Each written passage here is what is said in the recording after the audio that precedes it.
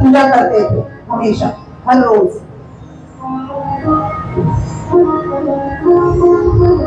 और हर रोज उस मणि से स्वर्ण प्राप्त करते थे। और राजा उस मणि को हमेशा धारण करके रखते थे और बहुत दिखावा भी करते थे महाराज उसका, क्योंकि वो मणि इतनी चमकीली थी, इतनी रोशनी थी, इतनी तेज था उस मणि में कि कोई पूछे बिना रह ही नहीं पाता था। तो जब तक राजा, देखिए हम जब तक भक्ति करते हैं, भाव होते हैं, जैसे भगवान हमें थोड़ा सा दे देता है तो थोड़ा सा अहंकार आना स्वाभाविक है, मनुष्य है, कलयुग है, आ जाता है। तो राजा के साथ में यही हो रहा था। अब वो उसका दिखावा कर रहे हैं मणि का। जब भी कोई उससे पूछता तो बड़े घमंड से उत्तर देते थे कि ये मणि मैंने प्राप्त की है, अपने तप के बल से प्राप्त की है।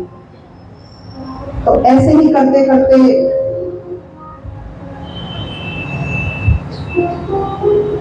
महाराज थोड़ा समय बीतता है।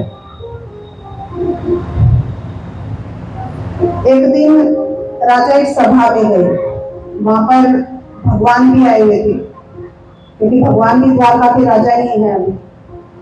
तो बहुत अलग अलग राज्यों से राजा एकत्रित हुए थे, भगवान भी वहां पर आए हुए थे। अब हर कोई जो है सत्यजित से पूछे कि अरे बड़ी सुंदर मणि है, कहाँ से ली? वो बड़े घमंड में जवाब दे रहे हैं। तो भगवान हंस रहे हैं। भगवान को हंसी आ गई, सोची कि देवता के आशीर्वाद का कैसा दिखावा कर रहा है, ऐसा भगवान ने सोचा। अब राजा ने देख लिया, पर उसको भगवान का हंसना अच्छा नहीं लगा, उसको बात चुभी। लेकिन बात आई गई हो गई, नहीं बोला किसी ने कुछ नहीं। अब एक दिन राजा सत्यजित जो थे, उनके भाई थे, वो शिकार खेलने जा रहे थे। तो राजा से वो मणि लेकर जाते हैं कि आज इसको मैं धारण करूंगा, मैं पहनूंगा। तो वो पहन कर जाते हैं शिकार खेलने। वहां पर एक शेर आता है और शेर ने उनके भाई को, राजा के भाई को मार दिया और मणि लेकर चला गया। आगे रीछ मिलता है शेर को, उन दोनों में लड़ाई होती है। अब रीछ ने भी शेर को मार दिया, वो मणि ले जाता है। रीछ जो है अपनी गुफा में जाता है, तो अपने बच्चों को वो खिलौना स्वरूप वो मणि दे देता है। अब बच्चे उस मणि से खेल रहे हैं, रीछ के बच्चे। अब वो रीछ और कोई नहीं महाराज, कौन है? जामवंत जी, जो त्रेता युग में राम जी के साथ थे। अब राजा को पता चलता है, वे बन जाते हैं। भाई का शरीर मिल गया किंतु मणि गायब है, मणि नहीं है वहां पर। अब सब कह रहे हैं कि जानवर तो मणि का क्या ही करेंगे, जरूर किसी ने चुरा ली और चुरा सकता है। अब विचार कर रहे हैं किस पर शक है। राजा से पूछा जाता है, कौन है जो आपकी मणि को देखकर खुश नहीं होता था या जलता था? तो सत्यजित राजा ने कहा कि ऐसा तो एक ही है। कौन? द्वारिका का राजा कृष्ण, जो मणि को देखकर हंस रहा था, तारीफ भी नहीं कर रहा था, जल रहा था। अब लोग कहते हैं जरूर चुरानी होगी। अरे वो तो पहले से ही चोर है, वृंदावन में जाकर पूछो, बहुत मशहूर है। अब जो भी महाराज राजा से मिले तो राजा उनको एक ही जवाब दे कि मेरी मणि कृष्ण ने चुरा ली। क्योंकि मणि बहुत प्रसिद्ध हो गई थी, तो अब लोग उनसे बात बात जो भी मिले पूछ रहे मणि कहाँ गई? तो कृष्ण ने चुरा ली, सबको कह रहे। भगवान कहे कि माखन की चोरी की तो चोर नाम पड़ा, या तो बिना कुछ चुराए चोर नाम पड़ गया, ये तो ठीक नहीं है। अब भगवान सच पता करने के लिए जंगल में जाते हैं, जहाँ पर उनके भाई का शरीर पड़ा हुआ था, वहां पर खोजते हैं। तो देखते हैं कि शेर के पैरों के निशान है, तो उन निशानों का पीछा कर रहे हैं। अब जहाँ शेर के पैरों के निशान खत्म हो रहे, वहां नीच के पैरों के निशान फिर आगे जा रहे हैं वहां से, तो वो उनका पीछा करते हैं। पीछा करते करते भगवान की गुफा में पहुंचते हैं। दूर से ही उस गुफा में रोशनी दिख रही है, दूर से ही उस मणि चमक रही थी। अब भगवान अंदर जाते हैं तो बच्चे जो है उस मणि से खेल रहे हैं, बीच में जामवंत जी के बच्चे। अब सामने जामवंत जी हैं। भगवान ने कहा कि जामवंत जी ये मणि मुझे चाहिए। जामवंत जी कहते हैं नहीं, ये बच्चे मेरे बच्चे इससे खेल रहे हैं, मैं इसको नहीं दे सकता। तो कहते हैं भगवान की ये तो मुझे चाहिए। तो जामवंत जी कहते हैं युद्ध कीजिए और ले लीजिए। ठीक है, अब उन दोनों के बीच मल्ल युद्ध हो रहा है। मल्ल युद्ध मतलब जिसमें अस्त्र शस्त्र नहीं होते हैं, जैसे कुश्ती होती है, कुश्ती के जैसे। अब मल्ल युद्ध हो रहा है दोनों में। अब बार बार जामवंत जी को लग रहा है कि ये मुझे मार सकते हैं, पर बार बार अपना दाव पलट रहे हैं। अब बहुत समय हो गया, कई बार जामवंत जी को लगा कि ये तो मुझे मार सकते हैं, चित कर सकते हैं, फिर ये कर क्यों नहीं रही। अब समय बीता और भगवान ऐसा क्यों कर रहे हैं, क्योंकि भगवान उसको मारना नहीं चाहते, उनको पता है कि ये कौन है। अब कुछ समय के बाद भगवान ने धनुष उठाया। श्री भगवान तो धनुष धारण करते नहीं है, तो उनको क्या बनना है, उनके सामने राम। श्री राम जी धनुष धारण करते थे, तो धनुष उठाते हैं और बाण खींचते हैं। और जैसे ही बाण खींचते हैं तो जामवंत जी को साक्षात श्री राम के दर्शन होते हैं। बोले रामचंद्र भगवान की जय।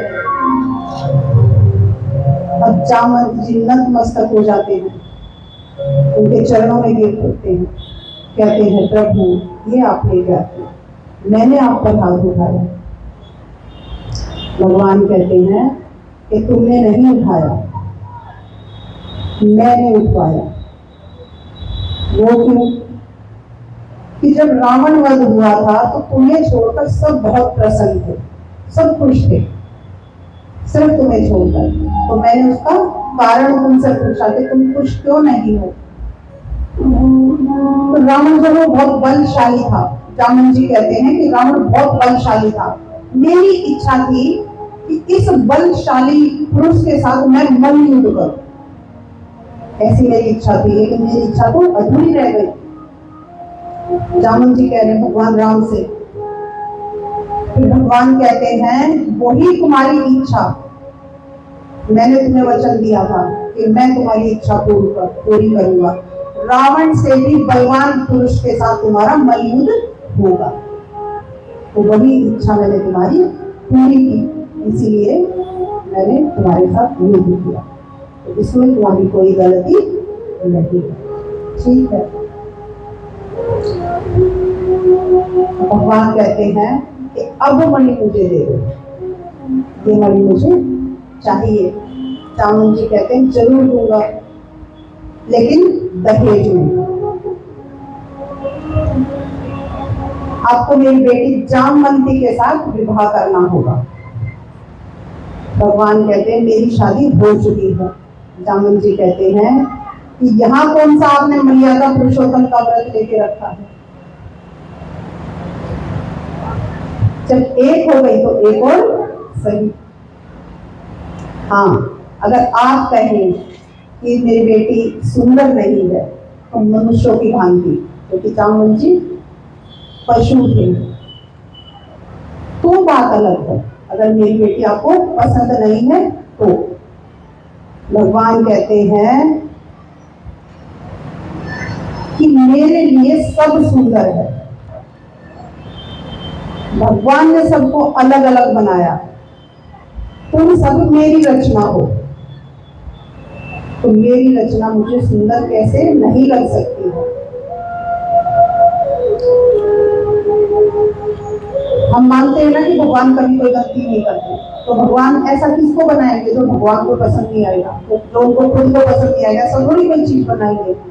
अगर हम कोशिश करते हैं कुछ भी चीज बनाने की, तो हमारी कोशिश यही रहती है कि उसको सुंदर से सुंदर बनाया जाए।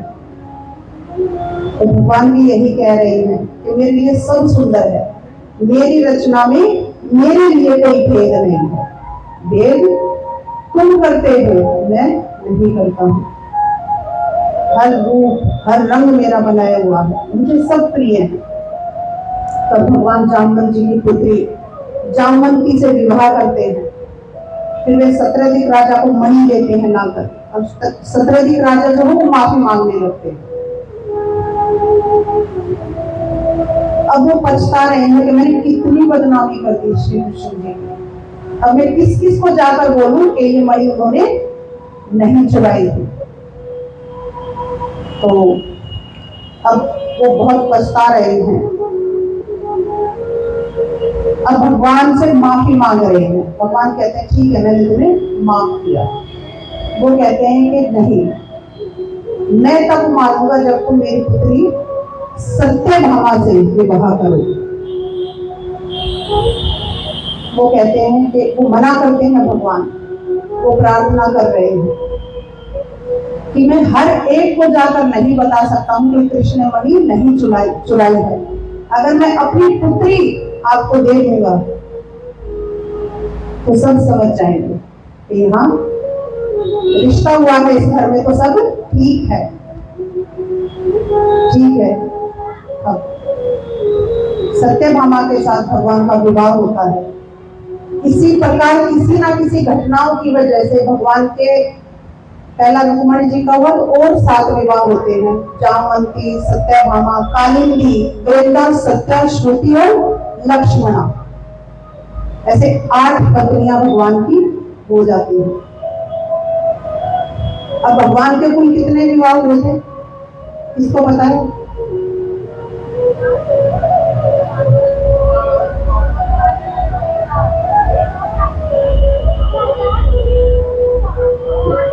सोलह 16,108। बिल्कुल सर, भगवान के कुल 16,108 विवाह हुए। अब 8 हो चुके हैं, 16,100 अभी बाकी हैं। अब हर लीला में भगवान ने यही सीख दी है कि प्रेम जो है वो सबसे ऊपर है। क्या है प्रेम? कौन सा प्रेम? निस्वार्थ प्रेम। अब वो प्रेम जिसके अंदर ऐसा ना हो कि आज मुझे काम है तो आपसे बहुत प्रेम है और काम खत्म और रिश्ता खत्म, प्रेम भी खत्म। ऐसा प्रेम नहीं।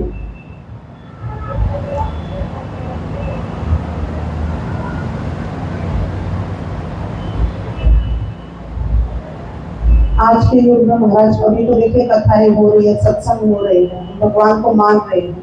आप जैसे लोग भी हैं जो कथा श्रवण कर रहे हैं, लेकिन और आने वाले समय में ऐसे हो जाएंगे कि भगवान को ही लोग भूलने लगेंगे। आपस के रिश्ते तो बहुत दूर की बात है। तो हमें अपने बच्चों को ताकि कलयुग के प्रभाव से थोड़ा सा दूर रखना चाहिए। अगर हम घर से ही ये शिक्षा देंगे, संस्कार पोषित करेंगे, मैं बार बार यही कह रही हूँ, छोटे बच्चों में संस्कार पोषित करें, माँ बाप, दादा दादी,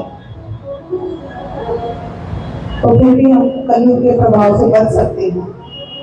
अन्यथा बच्चों को बाहर ना घूमने दें।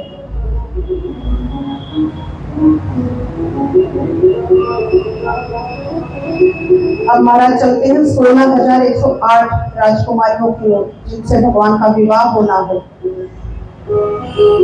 तो एक भौमासुर नाम का दैत्य था, उसकी बंदी गृह में अलग अलग राज्यों से कन्याओं को उन्होंने उठवा लिया था और बंदी बना के रखा हुआ था। अब उसका मानना था, उसकी इच्छा थी कि 1 लाख कन्याएं जब हो जाएंगी तो मैं उनसे एक साथ विवाह करूंगा। 16,100 हो चुकी है।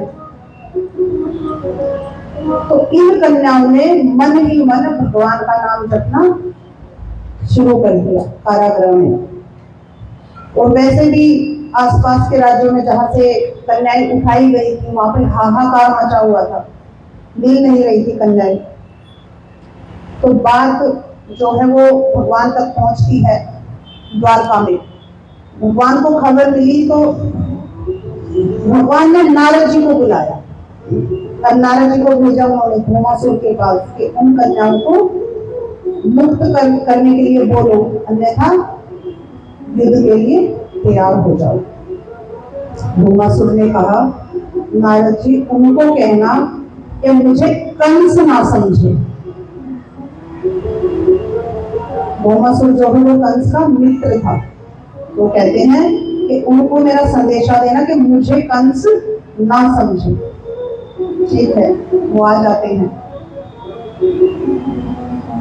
और कहते हैं कि अगर कृष्ण यहाँ आएगा तो जिंदा वापस नहीं जाएगा। अब भगवान आते हैं, उनको पता चलता है, नारद जी को बोलते हैं। भगवान आते हैं भौमासुर के पास। तो पहले एक मूर नाम का दैत्य आता है भगवान से युद्ध करने। भगवान उसका वध कर देते हैं। तो भगवान का एक नाम पड़ता है मुरारी, मूर दैत्य का वध करते।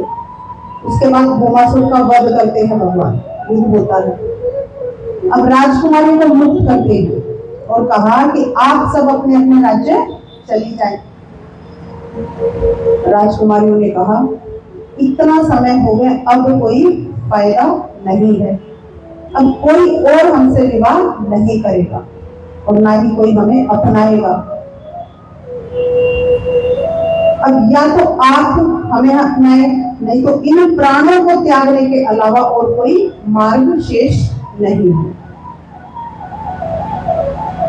इस तरह से महाराज भगवान 16,100 राजकुमारियों को भगवान ने अपनाया। ऐसे भगवान के कुल 16,108 विवाह संपन्न होते हैं।